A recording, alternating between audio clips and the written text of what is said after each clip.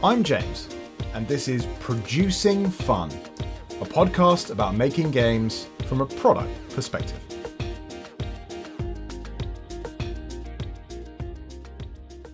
Welcome to Producing Fun. My guest this week is Duncan Cowan, one of the convention directors of Tabletop Scotland, a mid-sized UK tabletop gaming convention taking place in Perth. If I had to pick a single favourite game convention, it would be this one. Tabletop Scotland isn't yet a big show. In their first year, back in 2018, they managed around 1,000 unique attendees. But it was run like a big show. Rather than being focused on open gaming, as many of the UK's smaller events are, it has something of everything. Places to try games, places to buy them, design seminars, miniature painting events, and even an epic role-playing adventure where a throng of different Dungeons and Dragons groups all participate in a single, huge, interconnected story. What makes it best of all, though, is its atmosphere. Many of the UK conventions are great places for the core hobby crowd, where serious gamers can hang out with their friends from the circuit. But Tabletop Scotland is different. It's just as much about families, children, casual gamers, people from a rather wider background than usual. As someone who tries to make games with quite broad appeal, that made it a fantastically useful testbed back in 2018. But more than that, I just felt really at home there, in a way I have never quite since at another show. Speaking to Duncan made it all click.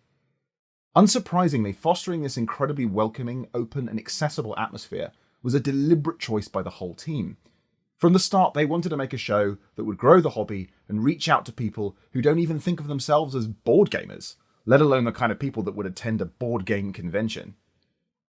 I learned so much in this conversation, from the clever use of space, to tapping the untapped potential of local advertising, from the way different UK conventions collaborate for mutual advancement, to how the community can best support these events going forward in a difficult time, from the impact of Brexit and Covid, to the viability of the online convention. This conversation was jam-packed with interesting discussion and behind-the-scenes peeks into creating just such a show. If you're interested in running a convention, exhibiting at a convention, or just how they work, I guarantee it will be of interest. We join just as Duncan is discussing his own game collection and why it wasn't destined for the show. It's the third bedroom of the house, and it is entirely filled with games. Every wall, in fact, I have aisles within the room of Kallax's back-to-back, because I ran out of space just going around the walls. Oh my God. So it's like stacks, basically. You get it like an archive. I mean, according to Board Game Geek, my collection is currently about 1,300, including expansions, probably about 650 base games alone. And obviously within that, there's a mix of obviously kind of smaller card games and so on, but then also Terraforming Mars Big Box as an example. Wow. Twilight Imperium and some of the the kind of more space consuming Kickstarter projects as well. So yeah, essentially it's an entire room. It'd be fair to say it's probably started to creep into other areas of the house as well. So as I look to my left and notice an entire shelf of Sherlock Holmes consulting detective games sitting there. So yeah. So there's a lot there. Yeah. It's spread outside even of that. Oh, that's amazing. So actually, if you wanted to run a games library for a convention, you've already got a complete collection. In theory, yeah, but I'm one of those people. Yeah, I'm one of those like, oh no, you can't be eating Doritos and playing my game. No. Yeah. So yeah. Because we had that discussion actually before we kind of decided what we were doing for Games Library at Tabletop Scotland, and one of the early suggestions was essentially we just use our own collections, and sort of the internal alarm bells went off quite early. Okay, maybe some games, but not that one, and not that one, and not that one, and that's not for you. Yeah, and probably not this one, and that one's too valuable. And very quickly, it's like actually, Duncan, you don't want to lend any of your games, do you? To this, and it's like you could use Pandemic. How about that? Yeah. Exactly. Yeah. I've played this copy of Pandemic Legacy already, so I can just play that one. Maybe that's what. Just some sellotape. You can put those cards together. Don't worry about that. Yeah. Oh, completely. Well, it was very interesting when I spoke to Nick of the Ludicrous a couple of episodes ago.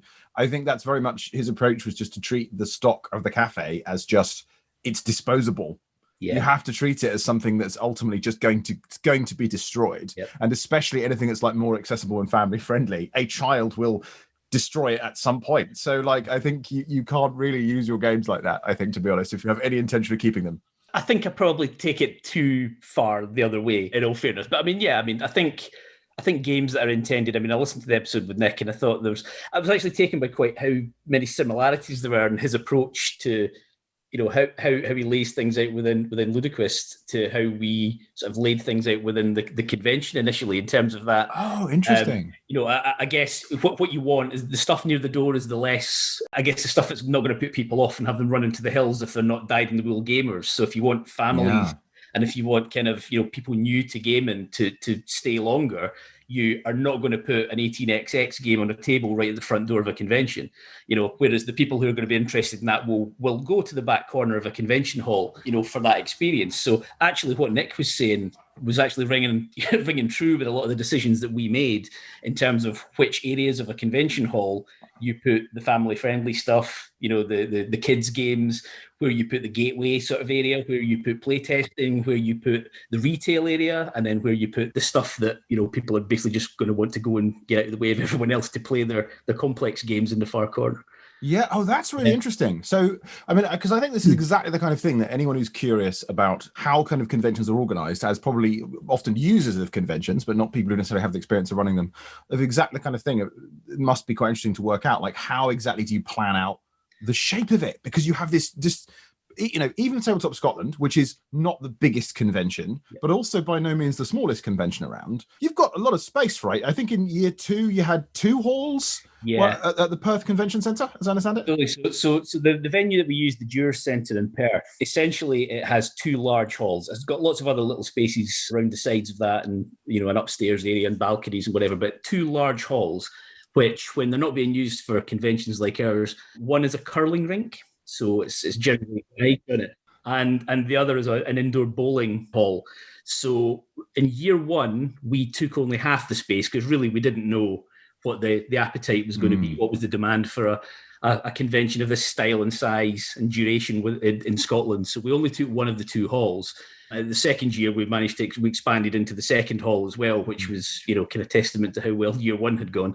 Yeah. But what we actually found that the heat that was actually generated by the convention happening in the one hall that we took was having a knock-on effect in terms of the ice in the curling hall next door, because they were in the process of just laying the ice, and they do it in layers. Oh no! Certain level of humidity that's required has to be kept within certain parameters, and so much heat was being created by all the gaming and all the people in the hall we had. It skewed that completely, caused condensation, which then dripped from the ceiling onto the ice as it was forming, completely warped it. So they had to go back to the drawing board and actually start that all over again. So that's the power of gamers for you. We can melt ice. The amount of heat that the game has generated, the amount of condensation they put into the room, just, oh no. Yeah. Oh my God, cue sweaty nerd jokes almost immediately, I think, on that one. But so that first year, that first hall, obviously, we hadn't done it before, so we had to kind of make some decisions in terms of, what we put where and so on. So we were going very strong on a sort of family-friendly, kind of encouraging new people into the hobby, as well as actually catering for those who are already in it. So HABA sort of sponsored our kind of family zone. So we wanted that to be quite close to the main entrance. We wanted that to be a, families coming in for the first time, immediately seeing something bright and yellow and, something familiar and kind of friendly about it. Right. And we actually and this was pure chance, but we ran out of chairs when we were actually setting the hall up. And the venue also owns the swimming pool next door. They went to the swimming pool next door, got some extra chairs, which happened to be bright yellow plastic chairs. So we set those up in the habit area, and it just worked absolutely perfectly from that kind of visual perspective. Oh, wow. I bet a lot of people probably thought that was completely deliberate, like very much on brand for those habit game boxes. So, if you're listening to this, you know the truth. But that's very interesting. Give it to yourselves. And then what we also wanted to do for those that weren't necessarily coming as families, but really maybe didn't have kind of experience of exactly what it was Tabletop Scotland was going to provide, was someone that, people walk in kind of completely bewildered in terms of what do I do, where do I go? So we set up a gateway area close to, but not immediately at the main entrance into that hall, where we set up 8 games that are, so I guess, your traditional sort of gateway style games. So we had things like Splendor, we had Pandemic, we had Ticket to Ride. We wanted things that were sort of easy to get into, easy to explain, that had table presence, had a bit of pop, that, you know, people would walk past and go, oh, wow, look at that.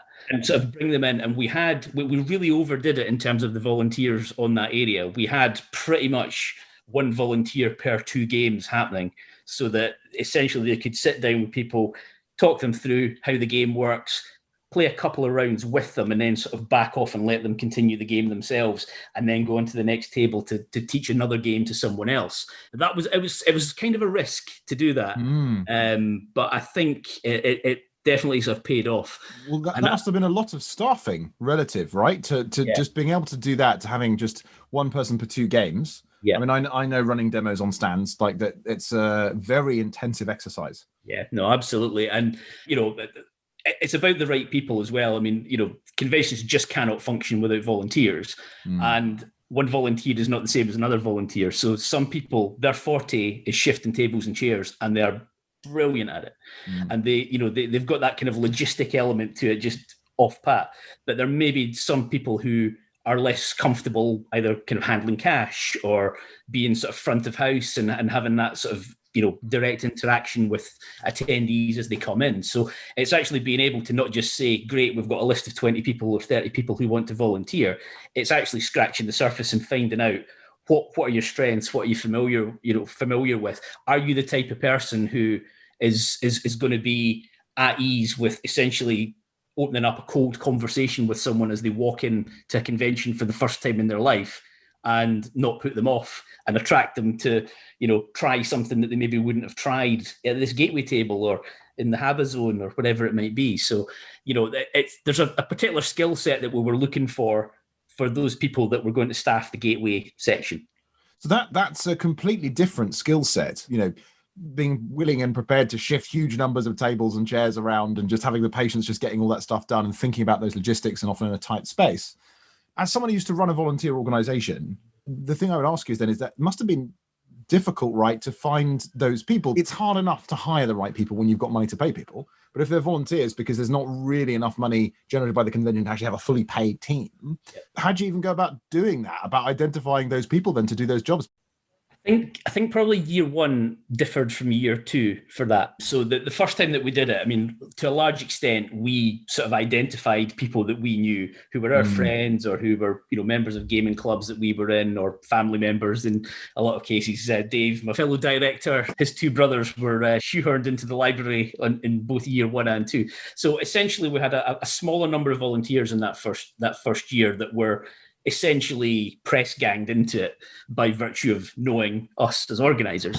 Year 2, what was really interesting is that within days, if not weeks, of the first event having finished, we had people who had attended as gamers getting in touch with us, you know, without us asking, to basically say, loved it, had a great time, put me down, I want to come back and I want to kind of contribute next year, I want to volunteer, here are the things that I'd be interested in doing. And when it came to year 2, potentially we had more people than we needed, but you always have to look at these things as, you know, if 50 people tell you they're going to do something, work on the assumption 25 actually are.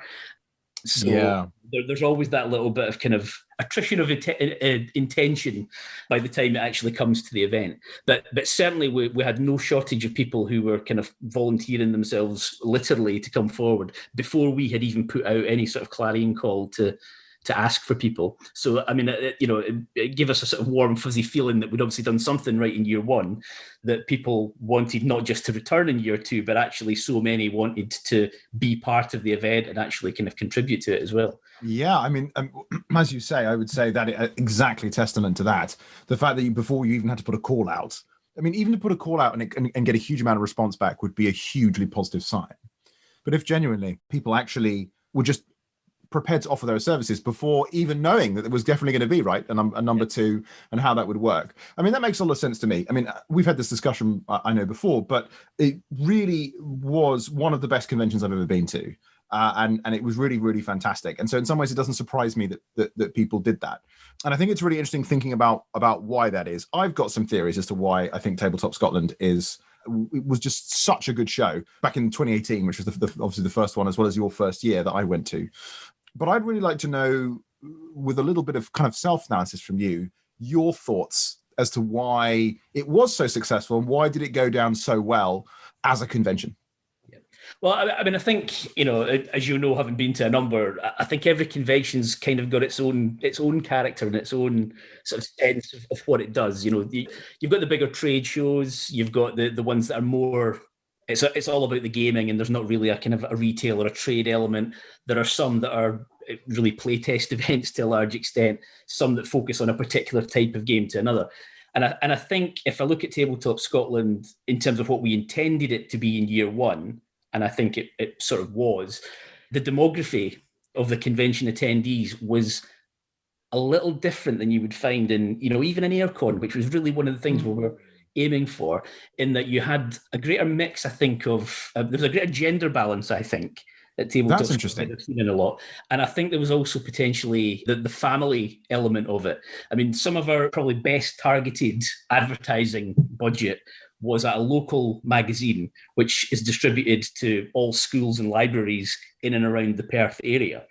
And essentially that allowed a lot of people who maybe wouldn't have thought about coming to something that was called Tabletop Scotland, didn't even know what tabletop gaming was, to actually, take a punt basically and come along. And I remember it must have been the kind of the Sunday morning of the first Tabletop Scotland, I happened to be walking past reception. Now, my wife Anne was actually, she was kind of in charge of front of house, so she shouts me over to go, like, come over here. There was a family who had literally just walked in off the street because they saw the banner outside the convention centre, and basically came in and said, "What is this?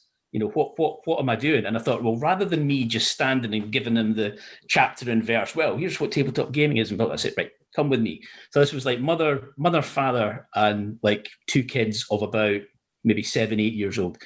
Took them into the hall. There was an initial sort of like, whoa, this is bigger than I thought it was going to be. Yeah. And then immediately I took them over to the habit area. We just stood at the side and just watched a couple of people playing Karuba, watched a couple of people playing like a couple of the other habit games, Rhino Hero and, games like that. And you could just see the kids immediately kind of go, what is this? I've never seen this before. This is brilliant. And immediately pestering mum and dad to go, oh, we've got to stay. We've got to do this. And it was, that's why we did it, I think. It's to try and get those people who, they're so far outside the normal, I guess, catchment of that type of event, that actually bringing those in, those kids, that might be the only games they've ever played, but it might not. They might have bought Rhino Hero from the shop there, gone home, played it, talked about it with their mates in the playground, and there's a few more gamers for the future. So I think our ethos was about trying to grow the hobby, be a focal point within Scotland for bringing together what are a very disparate and geographically distant set of kind of gaming groups. Also, the kind of the shops that are around Scotland, they're a pretty tight network. There's a small number of them, but again, just people knowing that they actually have these on their doorstep and they didn't before. So I think there was a good gender balance. I think there was a different balance of kind of family versus experienced kind of grognard kind of game. Yeah. But they all blended, and I actually saw people who did not know each other that were sort of experienced gamers sitting down at tables next to families, and the families were asking them, what is that? They're sitting down to play a Euro game. What is that? How would you do that? What's all these wooden pieces? And they got talking to one another and ended up actually getting a game out of the library and sitting playing that with one another. So, see, when you see experiences like that, that lets you know that's what we were aiming for. And that's kind of what the event sort of delivered.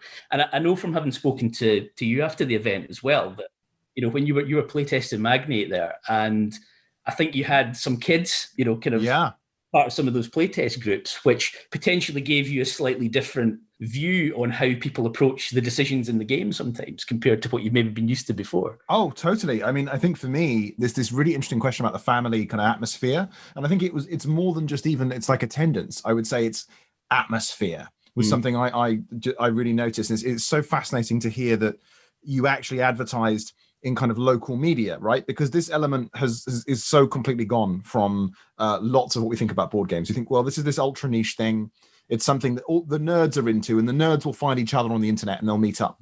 But there isn't like a space for, but no one else is going to be interested, right? And that can sometimes be the attitude. And you've gone, well, no, hang on a minute. Let's advertise this to local people and see what happens when it happens. And I think it's interesting there talking about your idea about the accessibility as well, because it sounds like to me, to make that work sounds like there's an advertising strategy, but there's also a kind of how you've structured the room as well has to feed into that. Because presumably if you put Twilight Imperium at the front, when people are coming in, they're not, that's not going to sell that to the kids perhaps in quite the same way.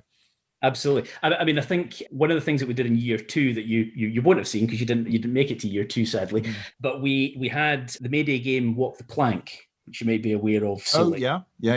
It's a small, really small kind of card-based game, really. We made a life-size version of that for year. Oh, fantastic.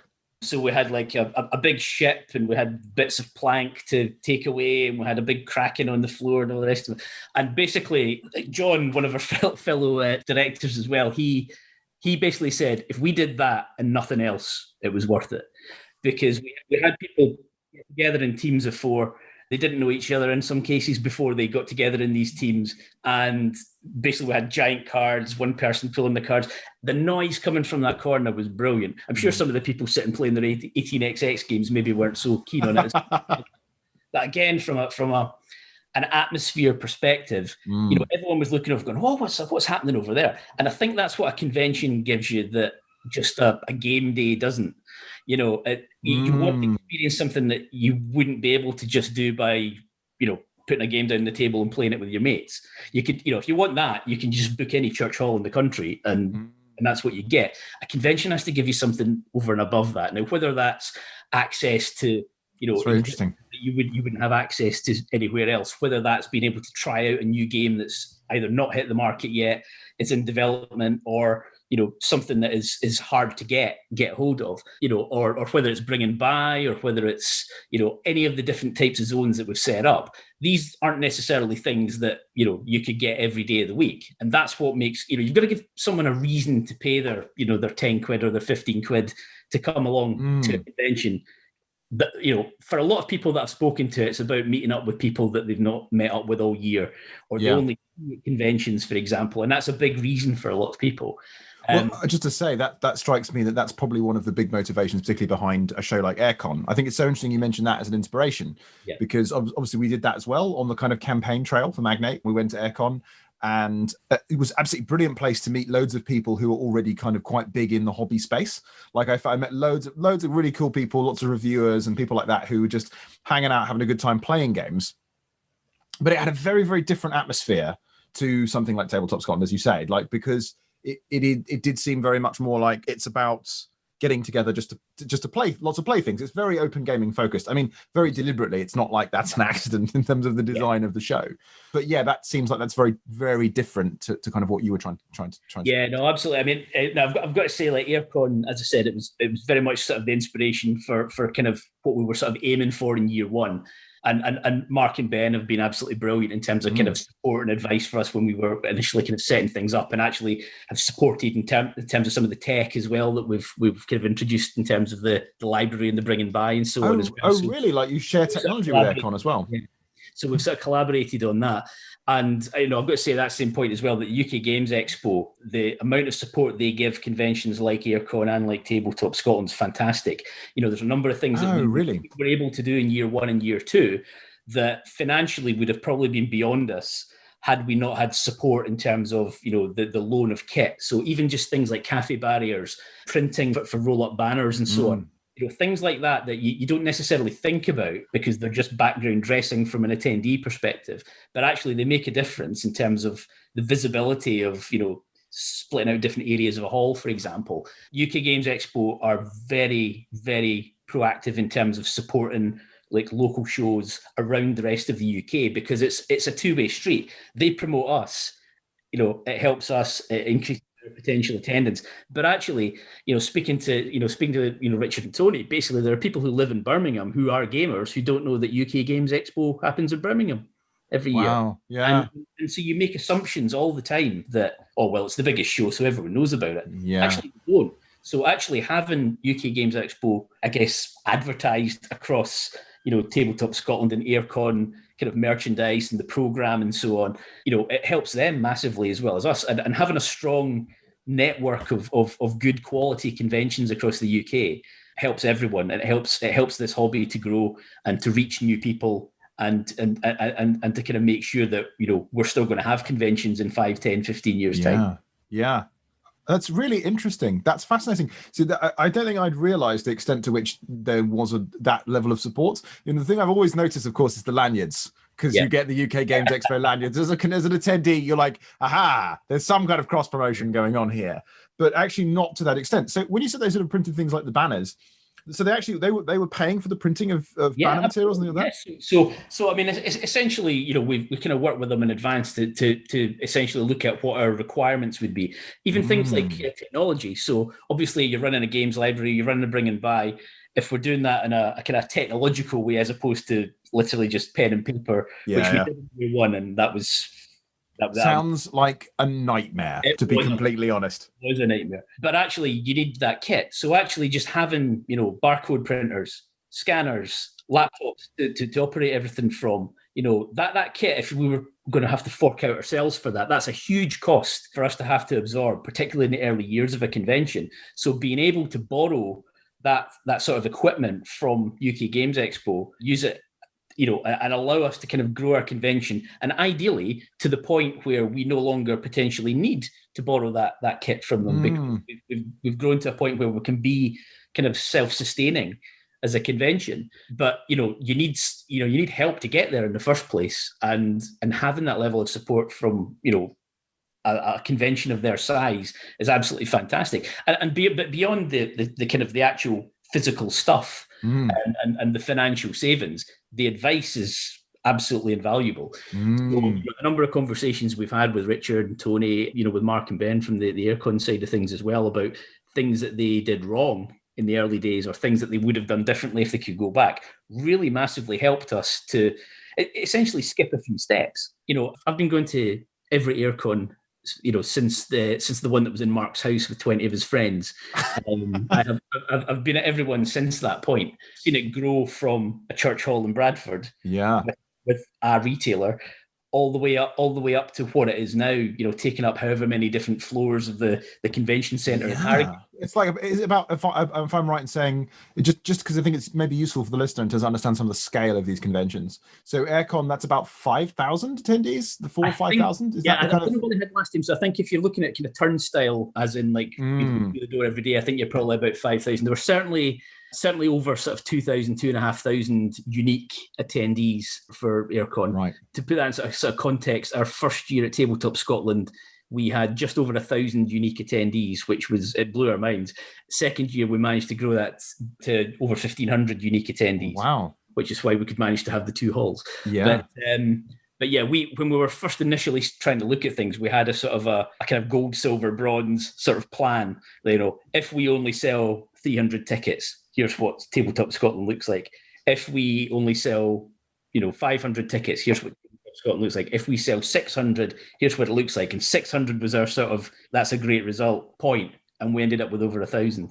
So, it just shows you have to be flexible in terms of the planning. You have to have a kind of fallback plan, and you have to work on the assumption that you're not going to grow based on what you did the previous time. Yeah. So although we grew by 54% in that second year in terms of attendance, we had to plan on the basis that we were not going to sell a single ticket more than we did in year one. Even though our costs significantly increased by us taking additional space within the venue. So, and we also had a few kind of sunk costs in that second year as well, which, are one-off costs, which, will benefit us when we eventually get back to doing conventions again. Yeah, there were some things that, because we knew this was not just going to be a one-off show, we could take that leap to say, okay, we can buy like a 5-year license for this, or we can invest in this kit because we know we're going to be using this for 3, 4, 5, 6 years to come. But and then in terms of scale, obviously, then you've got your UK Games Expos at around, I think there were like 20 to 30,000 kind of unique people over a number of days there. Wow. 20 to 30,000 unique people, because this is one of those things I always think is really interesting about how conventions are measured, right? Is that there's this kind of two metrics. So you've got turnstile, which I understand that this is like entrance and exit on a day. Which is that what Spiel use as well for theirs? So basically, if I've got a ticket for 3 days and I go in every 3 days, I count as 3 in the turnstile. Right. Okay. I count as 1 in uniques. Right. Okay. Makes sense. And generally, unique is probably the more useful measure to let you know generally how many people have come to your convention.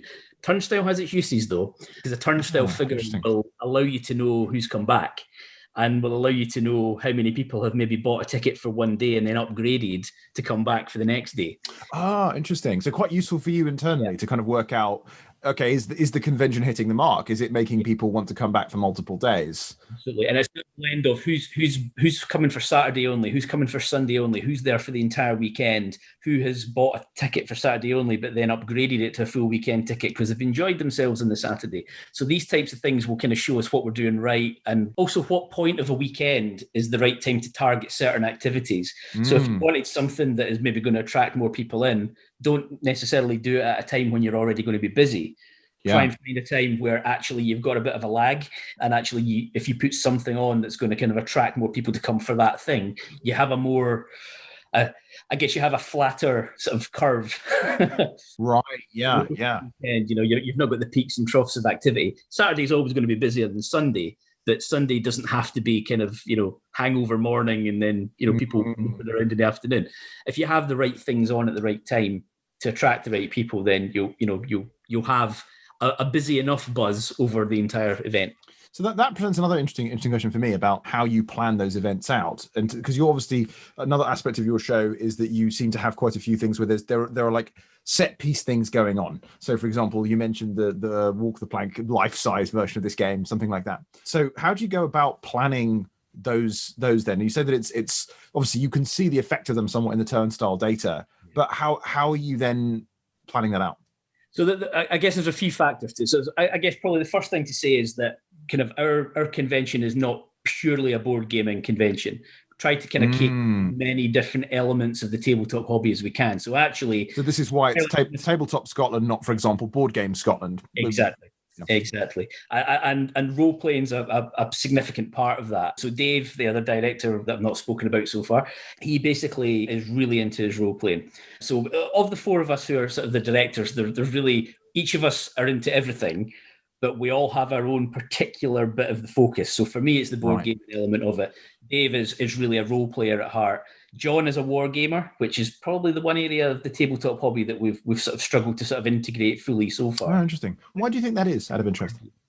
Space is a large part of it, because I think if you're looking commercially at, how do we make this a viable, financial endeavor? We're not looking to make a profit from it. We're not looking to become rich from it. We're looking to basically allow it to wash its own face.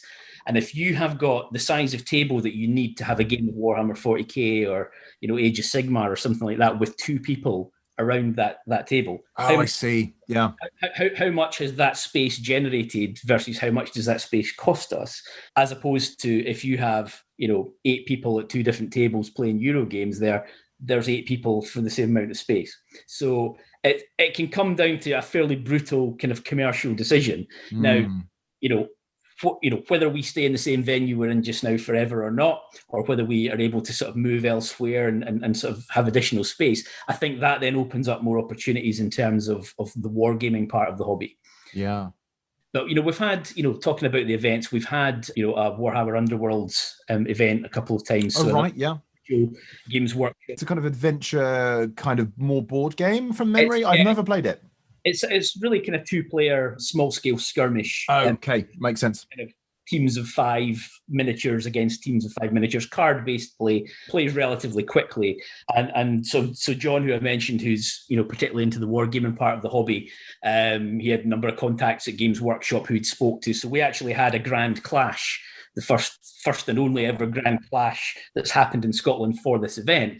And we did that for both of the events that we've had there. So it was sort of a dipping the toe into the kind of the wargaming, because it's not the, 3 feet by 3 feet table size. It's small scale, but it is still Games Workshop. It is still Warhammer. So there's elements of that in there as well. But yeah, so in terms of the event schedule, Dave, really led that in terms of kind of a D&D element to it, because obviously that's going to be the bulk of your interest, but also making sure that other role-playing systems had events. And we had hundreds, across the two events, we had hundreds of sessions, 3.5-hour sessions split across the day in 5 different slots each day that we had them there. We had an epic event for Dungeons and Dragons, which is, I don't know if you're aware what that is, but no, I'd like to know more. It's essentially a linked event. It's something that very rarely happens out with conventions. Oh, I'm sorry. I think I remember this, actually. Yeah, please go on. Explain. I think it sounds like a very interesting concept. So Dave was aware of this from sort of his D&D background, and he managed to kind of speak to some of the guys at Wizards of the Coast when he was in Gen Con, a convention he goes to every so often and never mentions. So essentially pestered away. So we got some scenarios for D&D written by Wizards of the Coast writers, specifically for Tabletop Scotland. Wow. Are now officially available kind of scenarios. Written for Tabletop Scotland. Extraordinary. We were essentially the premier event for these scenarios, and they're now available there in the wider world. So that was a bit of a kind of feather in our cap to start with. But then the epic event is essentially you have multiple different kind of tables all playing the same game at the same time, but they're linked. So you have sort of so every table will have its own dungeon master and the players, as you would expect for any game of D&D. But there's sort of a room DM as well. And occasionally something will happen on one of these tables and the game will stop. And something will be spoken about that's happened on one table that affects what's happened on every other table. Now, I don't know if I'm spoiling anything here. Oh, wow. I will say spoiler alert before I say any more. Yes, spoiler alert for anyone who wants to play one of these scenarios that Wizards of the Coast wrote for this. Yeah. There was one of these tables, one of these groups found a magic tome of some description. And for whatever reason, one of the characters decided to destroy this magic tome. Okay, destroy the book. Typical D&D players smashing stuff up, stealing things from friendly NPCs. We know how this works. Yeah. Read it or do you read it or burn it? Yeah. What do you do? So basically, they went for destroying the book. The DM then flagged to the main room DM. Every other game had to stop, and from that moment on, all magic had been drained from the world because this book was the source of all magic. So anything magic related immediately stopped across all of them. Oh, no. So someone in the middle of a chain lightning spell, just gone. Someone with a cloak of invisibility sneaking past someone, suddenly visible. Someone trying to cast a fireball spell, nothing happens for the rest of that game. So that's an example of the type of thing that these epic events can do. And that was, what are we now? That was 2018. So, that's almost 3 years ago. And I remember vividly people coming out of that room, talking about that, raving about that. I bet. That I've had. So again, we had another epic the kind of the next year as well. And, I think it's sort of become a self-fulfilling self-fulfilling event, having that type of thing. People talk about it to other people then book it for the following year. And we ensured that basically, with the exception of the epic, which we needed to have a certain number of people for, we had pre-sales for every event that we did. So whether it was board game tournaments, or whether it was role-playing events, or whether it was other events, seminars or anything like that, a certain proportion of the tickets could not be booked in advance. So there was always a chance that you could rock up on a day and kind of decide, I want to try D&D, or I want to play Warhammer Fantasy Roleplay, or I want to sign up for that Shadespire tournament or that Ticket to Ride tournament, and you could just sign up there and then, and you're in. That went down really well, because I think sometimes at some of the bigger conventions, everything goes on sale on the same day, and it's basically first come, first served. And if you miss out, tough, you've missed out. Whereas I think having that opportunity to see what was still available on the day, maybe try out a new system that you've not tried before. We had a few people that, dads who had played D&D when they were in their teens or their early 20s, came along now with their kids, and they were sitting at a table playing D&D with their kids. And experience all these things, and like the dad was loving it because it was bringing up all these good memories. The kid was loving it because the dad was, involved in something that was fun and a wee bit wacky, and on the back of that, they were coming away having like bought books and dice and all the rest of it. And these people came back the next year to take part in it, having had a year of actually playing D&D themselves at home. So wow, really cool. Loads of stories like that came out of it when we asked for feedback, and just there were people as they were leaving on the end of the second day of the first convention, coming up to those that were sitting at kind of the front desk, unprompted, just saying, "We had a great time. Here's a thing that we did. Here's an experience that we had." And you don't do that unless you genuinely have had a good time. No one's asking them, on your way out, you're not allowed to leave the building unless you tell us what your best experience was. Yeah. So that was great. And as I say, we had some seminars in year one, but only maybe one or two. And then we looked in year two to try and sort of build on that. So we had sort of live painting seminars that right. It was like painting miniatures, that kind of thing. Yeah, exactly. So we had that. We had a number of kind of panels in terms of game design. We had a number in terms of advice on Kickstarter and other means of essentially getting your game out there. So would it be fair to say then that it's sort of like you're deliberately building, the more you talk about this, like a sampler for people to some extent, right? The convention's almost like this, it's this playground where you've got all of these different opportunities all going on. So you've got firstly, things that are just impossible to do, except it's a big group, like the linked role play. Yeah. But you've also got some interesting topics to learn about subjects. And you've got these kind of accessible set piece kind of games. So it's almost like it is like truly a fairground. Yeah, that's a good description of it, actually. That really is there's plenty of clowns there as well, it's got to be said. Yeah. But yeah, no, a lot, definitely a little bit of everything. And, there's a lot of things we would have loved to have been able to do. Either space or time, constrained us. So for example, we really wanted to have a mega game. Oh, right, yeah. So just anyone who's not clear on what a mega game is, this is just to describe that, if you wouldn't mind, what they generally involve. One. So this is one called Watch the Skies, and basically what it is, I've heard of this one. Yeah, you go in teams, and essentially in this particular mega game, each of you represents a country of the world, and one of you is your country's prime minister or president. Someone's like the minister of war. You've got a science minister, and you've got a kind of foreign secretary type person. And essentially, it's an alien invasion scenario. Cool. So you have a team who are basically kind of running the game, and they know all the secret stuff that's about to happen. One team is of aliens, and everyone else is their countries. But you've got kind of real world stuff happening, so like espionage and warfare and kind of the United Nations sort of thing. All this is happening, and at the same time you've got this layer of weird things are happening that not everyone knows about. You also have a team who are basically the local media, and they're going around getting quotes from people, usually when they're not particularly guarded in what they're saying.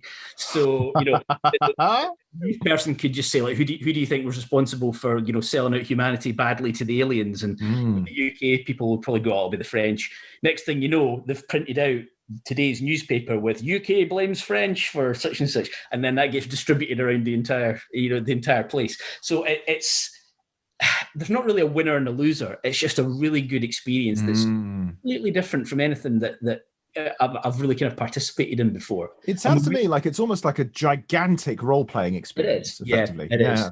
Absolutely. But I mean, the amount of kind of effort that kind of goes into it in terms of kind of the preparation and the running of it, again, that's something that, we wouldn't have run ourselves, but we, the event that I took part in, the group who ran that they're the experts in that. They have their people who, if we were able to put that on, at Tabletop Scotland, we would ask them to run it for us, as opposed to us have to find volunteers and train people up. And, they know what they're doing. They know how to make it an engaging and enjoyable experience for everyone. So part of making this successful, it seems like there's another common thread that I'm kind of noticing throughout this conversation, is you've got to find the right people to support you, right? And you could have gone down your own, right, we're going to build our own digital system for the game library management, and actually very sensibly relying on UKGE, which, the more you describe it, it's almost like, dare I say, it's almost like the mother church, as it were, of the UK conventions, is actually providing that. Yeah, it makes a lot more sense to get people in who know what they're doing for these things. Absolutely, yeah, absolutely. Less marshalling. I'm going to say the actual system was on the back of conversations with Mark of Aircon. Right, sorry, yeah. The technical kit was what was provided by Expo. Okay, right, yeah, that's a subtlety that makes sense. Yeah.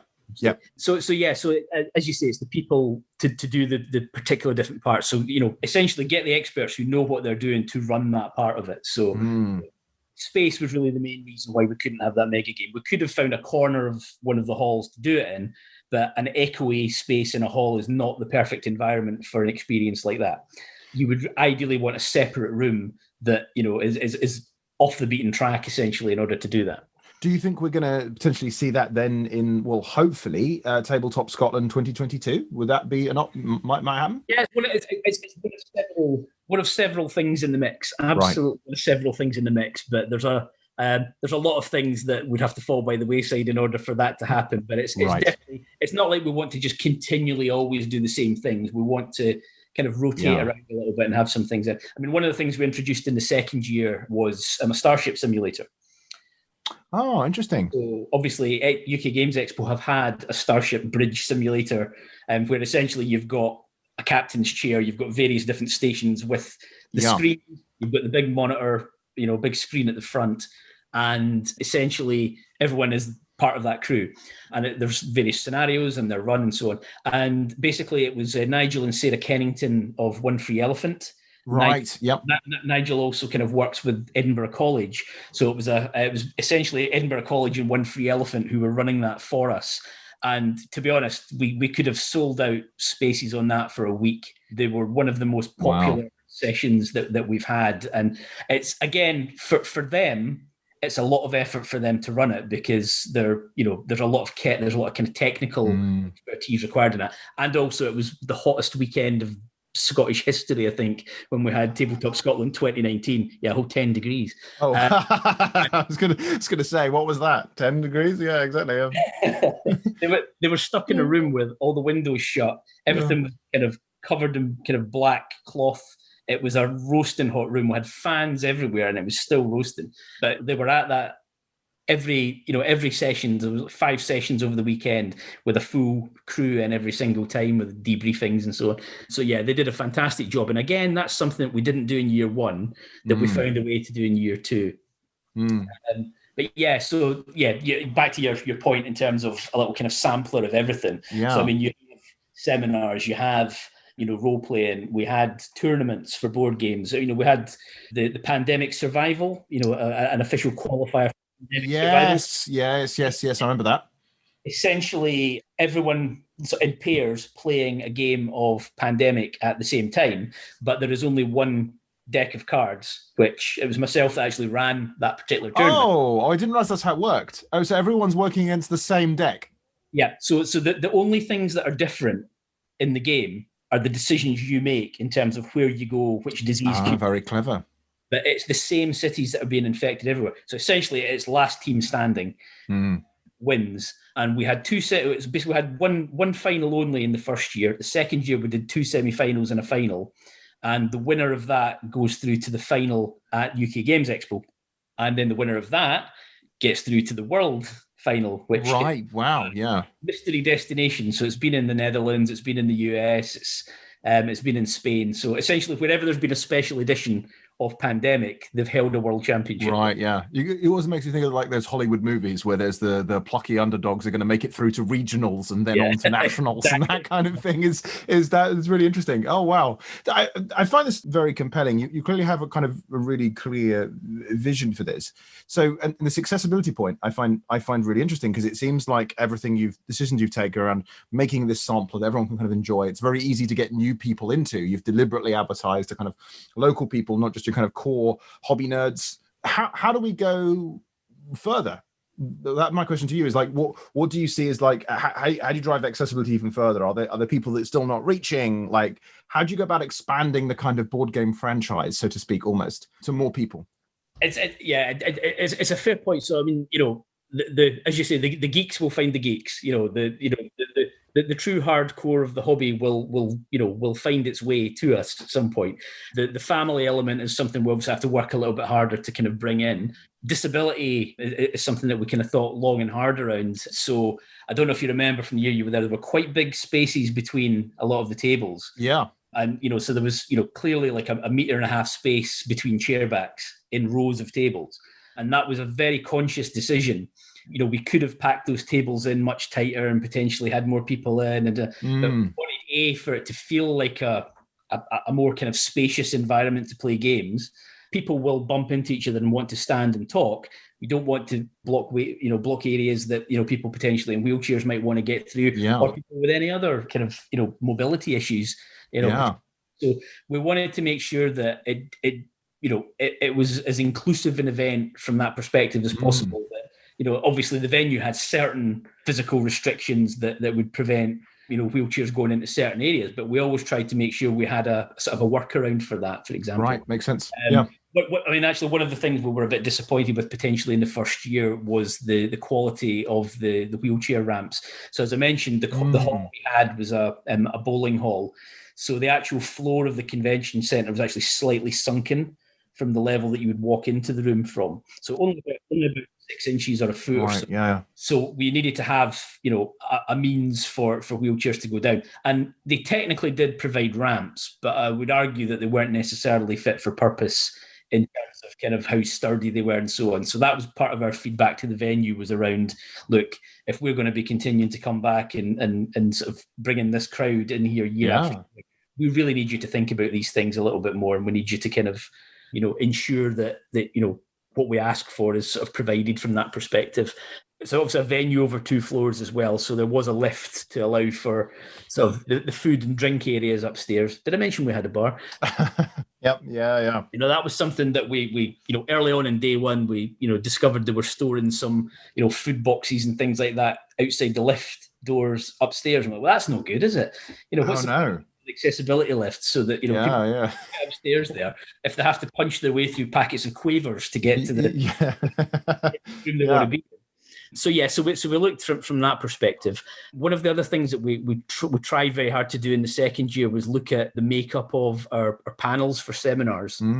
So we're very aware that as 4 organisers, we are a pretty homogenous group of sort of mid-40s, balding, slightly tubby, bearded white men. And, so we really wanted to make sure that we could have, representation of, some women in the industry and, some people of colour in the industry to actually kind of talk to us from their perspective, as opposed to just us talking about the experience that's going to be the lived experience of 95% of the people in that hall. And that actually, it was very difficult to find, certainly within Scotland, that level of diversity within the panels that we would ideally want. So, we did manage to have, in some of the role-playing panels, we had a few guests who, had come over from Europe to kind of talk as part of that. I mentioned Sarah Kennington earlier on from One Free Elephant. So she took part in some of the kind of the crowdfunding stuff based on some of their own experiences, and that was great. But you're still conscious that even having made a deliberate effort to increase that diversity of what the seminar kind of panel looks like, we're still short of, a large part of the population that, we would want to hear from, what, or even if it's like, why are you not there? What are the barriers?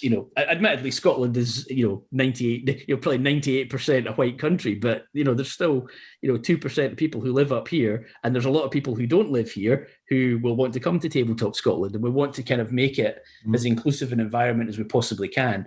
But, without knowing what it is that's blocking that from happening at the moment, it's quite difficult to, kind of get to that point. Completely. Well, I think, as you know, having listened to the episode with Nick, that's something he talked about, was very much about like that, because obviously Croydon particularly is very, very diverse. So it's an area where, and there was probably quite a relatively big mismatch between the number of people who were kind of coming in versus certainly the local area. And I think actually, I could understand some people being cynical of some of this conversation, but I actually think that they forget that a really important part of this is that games very much are for everyone. And I think what's really cool is that actually the evidence is it seems to be, I mean, just from what you're saying about families, you advertise the local area, you'd say, hey, there's this tabletop thing going on they've not even heard about before. And actually straight away, you're getting people who aren't the usual suspects, because as you said, the tubby, slightly bald-haired men in their 40s, I mean, you are describing a lot of people in board games there, right? Okay. And certainly if we're talking about, people from certain social demographics or whatever, very much like there are certain groups that are more commonly historically associated with it. But I think that is something that's changing all the time, partly just because as board games become better known, more broadly, I think. So I think that's a really important point in terms of doing everything you can to bring people on. I mean, that's how I feel about board games. And there's an essay which I keep meaning to write for ages about the use of language in board games. And one of the big ones is the use of the phrase "our hobby." And how much I actually intensely dislike this phrase, because to me, it seems like very strongly, like you look at human history. I only discovered recently, to my shame, that backgammon dates back to something like 3000 BC. And they're such a key part of the human experience. And they've got really, really good in the last 20 years. And there's a huge opportunity to like massively extend that to lots of people. It feels to me like we should be biting off every chance we can to do that. So I think that's probably the reasons why I found myself really, really liking your show, because it did feel like that. And to your point you made to me earlier about Magnate, I thought that was really interesting in terms of it did give me playtest feedback with children very directly that other shows would have been, some really great people that would definitely have bought my products, who are like got really interesting feedback about design. They played like hundreds of games, but they're not going to give me the feedback that children are going to in terms of the bits that they're zeroing in on. So I think that seems like it's a really important point. What you're trying to do there, I think, is a really valuable thing to do. Okay, well, we've got a couple more questions I want to ask you, and then I want to make sure I get into some listener questions, because actually loads of listeners sent in tons of questions this time, and I promise some of them are serious about what you did. But before we move on to that, I'm kind of really interested to hear about kind of where you think first things are going in terms of the industry in general, because obviously you're at the forefront of this, trying to expand the franchise, extend more people to get more involved into games. So where are conventions going next? Is the question I would ask, and maybe the much bigger, broader question of where do you think board games are going next? So conventions, I think there's still going to be an appetite for, I guess, COVID. We'll see what happens on the other side of COVID. Because, we have to talk about this one. Yeah. Yeah. Because, clearly it's been a great couple of years to be a convention organizer. But, how will COVID affect people? Will we see, momentum's really important in terms of tabletop conventions. So I mentioned the move from year one to year two. We'd obviously started ticket sales for year three when COVID sort of kicked in, and things were looking really good. We'd actually, we were at a point of ticket sales early on in that year that, we were fairly confident we were going to see, another significant growth on what we'd done in year two. But do we have to reset our expectations now in terms of attendance levels? Do we, we were thinking year three for us was going to be a 3-day convention. Then suddenly we're like, even at the point where we thought we might still be able to do Tabletop Scotland 2020, we then started to think, is that a good idea to go 3 days and increase our financial risk with great uncertainty in terms of what the restrictions will be, how many people would even be interested in coming at that point? And you ask online, and we did survey people in terms of, what would your thoughts be in terms of coming to a socially distanced tabletop gaming convention? What sort of things would put you off from coming? What things would you be happy enough to accept? As always with these things, it's those with the most entrenched positions that will get back to you. Whereas the silent middle are the ones who you really want to hear from, but the hardest to get as well, feedback-wise. People who will go, I don't care if my head's fallen off and everyone round about me is on fire, I will still go to a convention.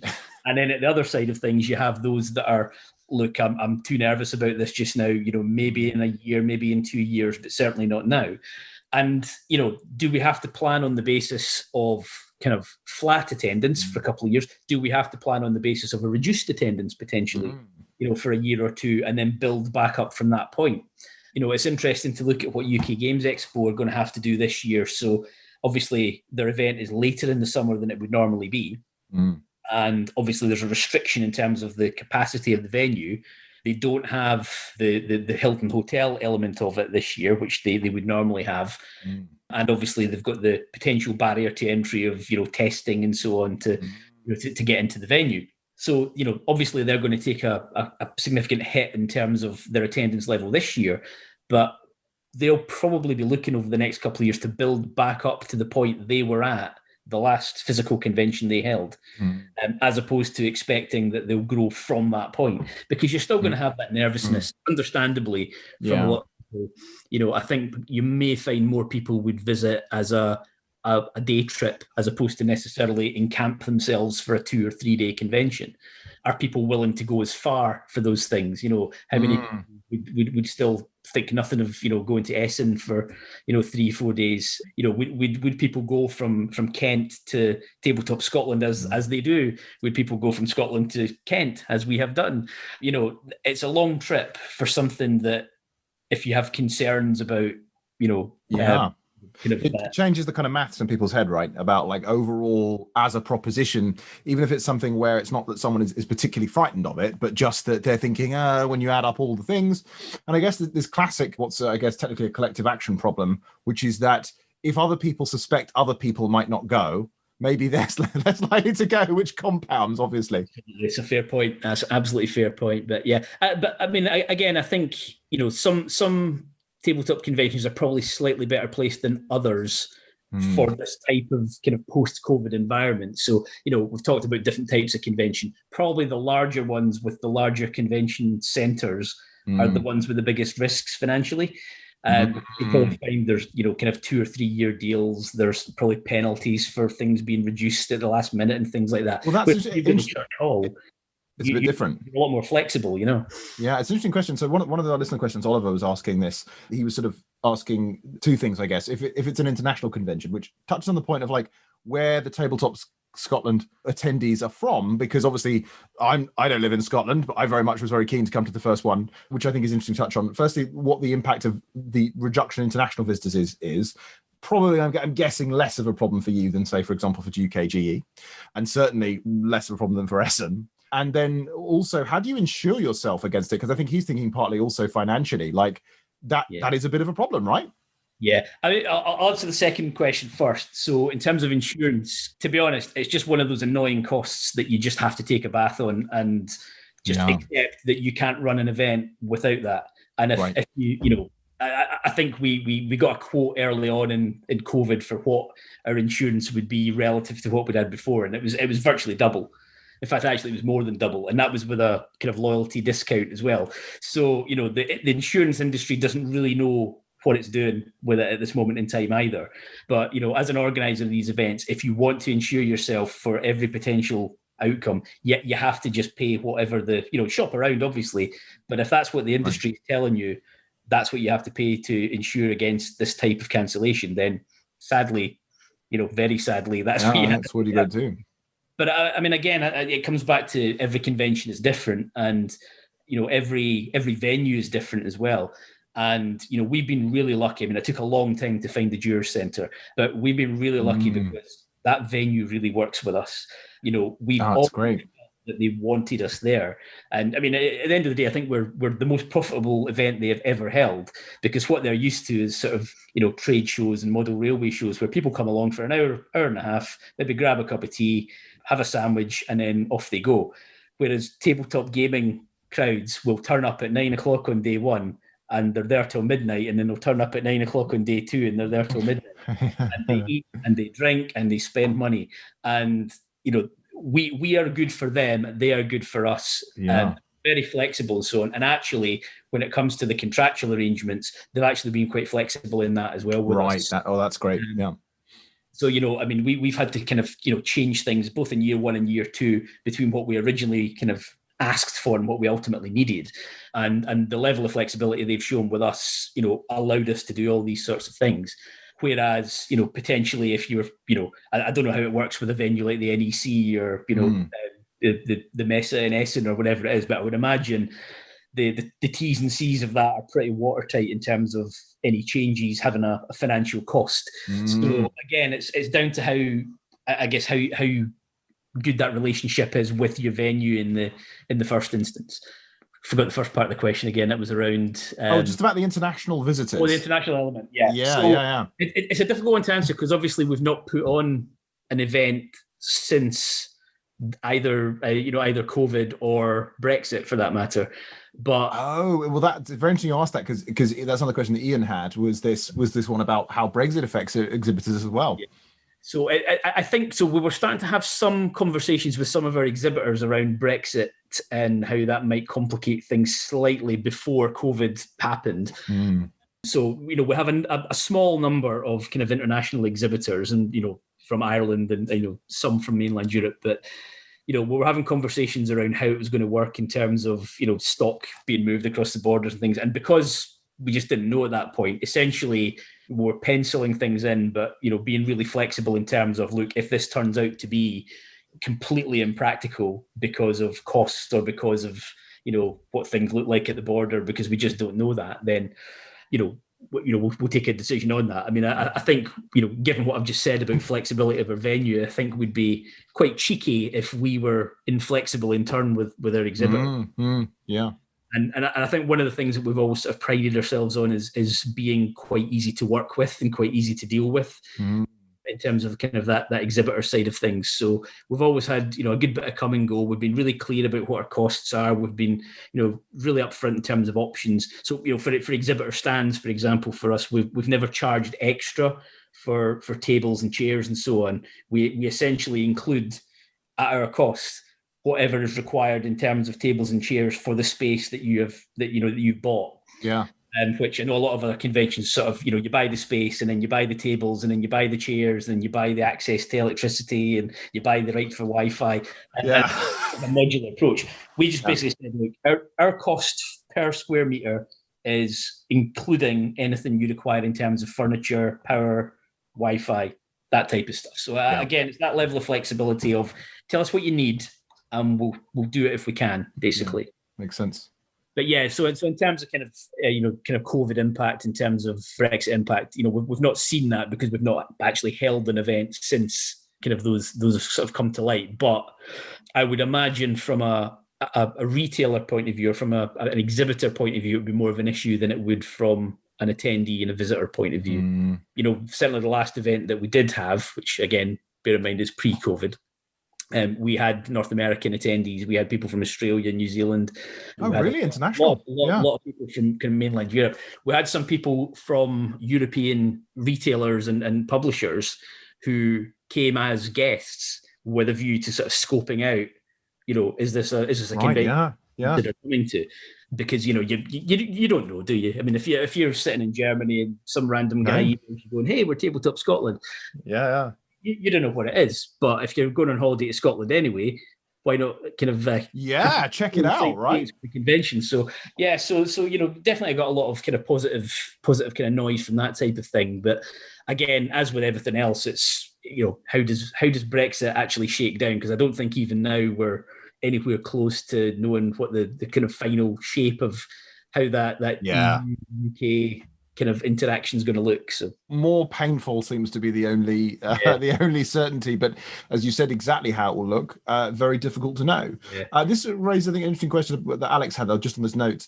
What about, if we're talking on the topic of the future of conventions, where you think they're going, how does the online thing fit into this? Online conventions, are they something which is worth it? Is it a failed experiment? Is it something that's not really worth doing? I'd really be keen to know your opinion on that. I think if I'm honest, I think it's a little bit from everything there. I mean, if I talk from our own experience, obviously when we cancelled Tabletop Scotland 2020, we did have the discussions about whether we do an online version of it, knowing what other conventions had been doing at that point. We decided against it. And the main reason that we decided against it is everything that we've spoken about so far. Because why did we create Tabletop Scotland? What did we want it to be? We wanted it to be that kind of inclusive, reaching out beyond the core of the hobby. To bring additional people in. And I think that is much easier to do in a physical event than it is in an online event. Because by nature, it's going to be the people who already know about it and already in those Facebook groups and are already subscribed to those newsletters who are going to be the ones who who gravitate towards that. So you become an echo chamber. You're not really doing anything to grow the participation in the hobby. You're not really doing anything to have that wow moment of that 8-year-old kid suddenly seeing Rhino Hero for the first time. You've not got the bringing by kind of rifling through the shelves as opposed to looking at online things on a Facebook page. All the things that kind of made us want to do it and made us want to do it again and again, we felt were sort of missing from that online experience. So for us and our ethos and what we wanted our convention to be, we decided not to do that.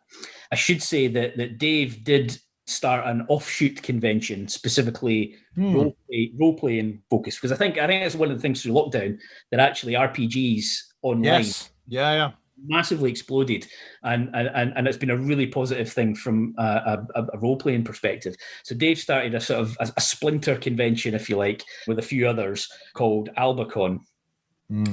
Which is it was last September was the first event, and it's going to be happening again this September. And again, it's purely online at this moment in time. Maybe when the world reopens, it will become a physical event as well. But it's purely online at the moment, and it's purely role play based, and it works for that. It definitely works for that. But that's very much a part of what we were doing in Tabletop Scotland, and the whole thing distilled into online, I don't think would work. I think it works better for the larger conventions. So I think, whether it's UK Games Expo, whether it's Essen, for example, I think they had, from the sounds of it, pretty good kind of online convention interfaces. But they're not really, in the case of Essen, particularly looking to kind of reach out beyond the people who would already know that they were happening. They're a very different animal in that regard. So I think for them, it worked pretty well. Gen Con falls into that same category. UK Games Expo, potentially falls somewhere between the two, in that, yes, they've got that ready-made audience, but they also still do want to reach out beyond that and kind of grow the participation as well. The other type of online convention is obviously your smaller scale stuff, which is essentially, someone essentially moderating a Discord channel and a tabletop simulator experience, that type of thing. And that can work. But again, you're focusing on a fixed crowd as opposed to necessarily reaching that net wide. And obviously Aircon had and they did a sort of Aircan sort of event, which wasn't an online convention. They just sort of like basically said, this is the weekend that Aircon would have been happening. So we're just going to do loads of stuff on our social media and Discord, and like if you want to do something, if you want to play a game at home with your mates, just post your photos on here and let's see what everyone's doing on this weekend where we should have all been meeting in Harrogate to have a great time. And that's probably closer to, if we were going to do anything, it's probably that's closer to what we would want to do. It makes sense. I think to my mind, it's always the fundamental problem that it is ultimately an analog hobby, right? Let's be honest, partly we do this because it's nice to do things away from screens in isolation. So it's very hard I'm certainly of that belief to translate. And as you said, when it comes to recruiting new people, which had huge success with, close to impossible. I mean, the way the internet works is that by its nature, it's very good at supporting existing niches and growing those niches within kind of already very closely related connections, not really so much for kind of reaching out. So that I found that really fascinating. On that question then of just if you can encapsulate that, because I notice we're running a little bit short of time here. This has been absolutely fascinating conversation, but on the future of conventions, where do you see them going? Do you see that the kind of COVID concerns are going to make people go in general be nervous for a long time, or is this something that's going to pass and they're actually going to go back into crazy growth mode like they were before this happened? Yeah, I think short term you're going to see that stutter a little bit, and then I think in the medium term, I guess it really depends on whether this whether we have whatever comes after COVID, if there's another kind of equivalent thing, right? That never happens, but let's hope not. We're going to go through a cycle of the next time that there's a threat of that happening, that everything shuts down really early. And, do we do that? It's an interesting question. If I'm honest, I have no idea, and I think uncertainty is the only certainty at this moment in time. But yeah, I mean, my day job, I work for a brewery, and obviously over the last year and a half, that has been a very difficult kind of industry to be in as well. And the green shoots are there now in terms of the hospitality industry, but there's still this massive uncertainty of it will not take much for all of that to have to be shut down again. And and you have to sort of live with that fear that it might happen, but you have to continue with the hope that it won't. And I think that's probably the same for conventions. You have to plan on the basis that the green fields are there in the future. We're going to be growing again. That momentum is going to reestablish itself, and we're going to be able to then kick on from there, while at the back of your head knowing that we're not out of the woods yet. Yeah. And I guess, would you say maybe much the same with my question about games in general, is that it's actually very hard at the moment to say, because my last podcast I spoke to David Weiss. He was very convinced there's this pent up demand for people to get together again, which I'm convinced that there is. I mean, everyone I talk to seems like the same. But very hard to make predictions right now about the future, right? Yeah, no, absolutely. I mean, and that's a valid point in terms of that pent up, desire to kind of meet up with others and do things again. So obviously, in the last few weeks, I've finally been able to actually get around tables and play. Yeah. People, like as I said earlier, I've got a collection of nigh on 1,000 games upstairs. My wife is not a gamer, and we live in this house alone. Yeah. There's an old episode of the Twilight Zone that I always kind of talk about with this called "Time at Last." Burgess Meredith, very good episode. Oh, I think I know which one this is. Yeah. And so basically, he's a librarian who never has enough time to read books, and there's an apocalypse, and he's the last man alive, and he has all these books around him, and he's delighted because actually he now has all the time in the world to read all of these books, and he drops his glasses and he smashes them, and he can't see a thing. That's how I feel. They're all up there. Yeah. Can't play them. Wow. Oh wow, yeah, completely. That desire to meet up and play again is absolutely there. And I talked about the survey that we'd kind of sent out to our kind of former attendees and our kind of newsletter subscribers, and that was loud and clear. People want it. The only question mark was, when do they want it? How soon do they want to be able to kind of do that in that kind of scale again? Going around their friend's house, 5 or 6 of them around a table is one thing. Walking into a convention hall with 1,000, 2,000, 3,000 other people in there, that's a different level for some people, and it's comfortable how quickly people will feel at that level of exposure, if you like. Yeah, completely. Makes total sense. Okay, then. Well, just to kind of finish up, two final questions then. So one, which is, I think, a very naughty question from Janice, which is, how do you really decide who goes where in the convention, in the convention hall? Come on now. Spill the beans. Who gets the prime slots? We've had all the chat about, it got a vision for accessibility, but come on now. Who decides this one? Being polite and easy to deal with is a long way. That's all I'll say. But to be honest, I mean, there are elements of sponsors will get the prime slots because actually they're putting their hand in their pocket and so on. We've also, like for Tabletop Scotland, we've also got a bit of a soft spot for those who basically took a risk on us in year one. So we gave a sort of a discount in terms of the cost of exhibiting in year 2 to those who took that punt on us in the first year before we were a known entity. So if they want something, they tend to get it a bit more. Yeah. But yeah, so kind of sponsorship, year 1 exhibitors, I guess eye-catching stands as well. So if you've got like a demo table, like Common Ground Games and Stirling always bring along like a demo table for miniature games.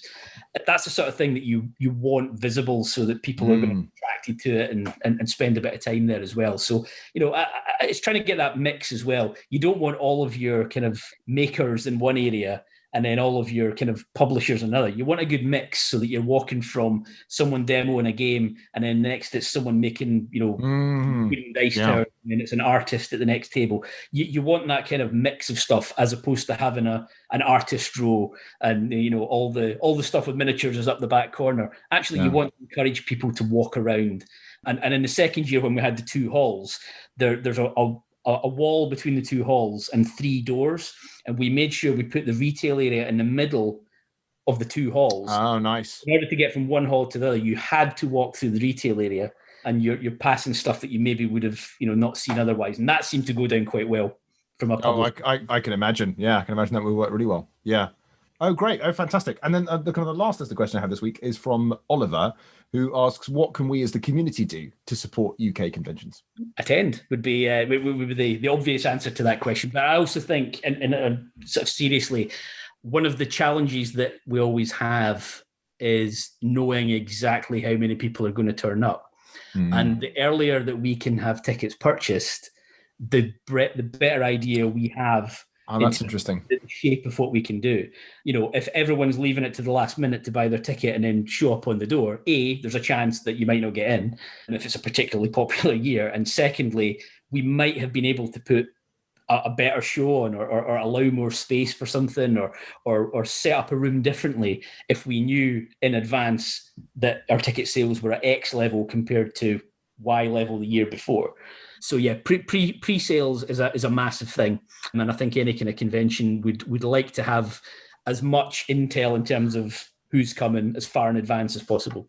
Right, makes sense. So buy those tickets early to support your local convention, and I guess share as much as you can on social media. Get other people to buy their tickets early as well, and it gives you great data about who's going to come. Makes it easier to make that sense. It's absolutely fantastic. Well, before we finish up, I'd just like to know a little bit more about anything we should be looking on the lookout for from you and the Tabletop Scotland team, what it's looking like for 2022, anything we should be on the lookout for, websites to go to, that kind of thing.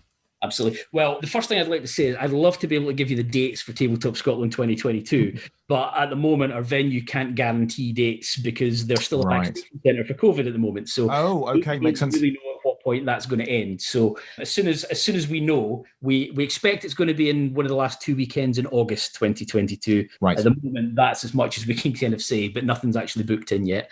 But www.tabletopscotland.co.uk will give you as many updates as soon as as soon as we know more. That's where you'll find it, and you can have a look on there in terms of some photos and some information about previous events as well, give you a sense of exactly what's happening. Our Facebook group is actually pretty active, considering there's not been a convention since August 2019. So it's they're small but vocal, and so there's a lot of good chat, and a lot of them have actually kind of met up in real life, since meeting at conventions initially. So. That's been good. So our Facebook group, again, is just Tabletop Scotland.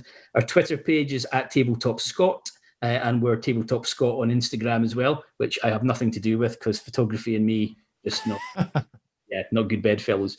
So the full-scale planning for 2022 will start kicking off later this year. We have been toying with, do we do a sort of a satellite event, a smaller scale event at some point early next year, just to sort of bridge that gap between 2019 and 2022, because 3 years is a big void to have nothing. So again, it really depends on what venue availability is and exactly what we would want that to look like. So it's very much just a sort of a spitball idea at the moment. We're not committing to that at this moment in time. But certainly our kind of Facebook group is the hub of the activity at the moment, and our website is where we will put up any information as soon as we have it. Great, fantastic. Well, I'm glad that people know where to go to find those things. Well, Duncan, thank you again so much for joining me today. This was absolutely brilliant. It was great to learn a lot more about it, and it really makes sense to me now why I think that came off so well and why I like that why I enjoyed your convention so much. That kind of that clear, accessible vision, really fantastic. Well, I hope we get a chance to chat again, maybe as we get closer to 2022. That would be great to have you back, or even to reflect on the event, maybe when it finally comes around. But thank you so much again. No worries at all, James. Thanks very much.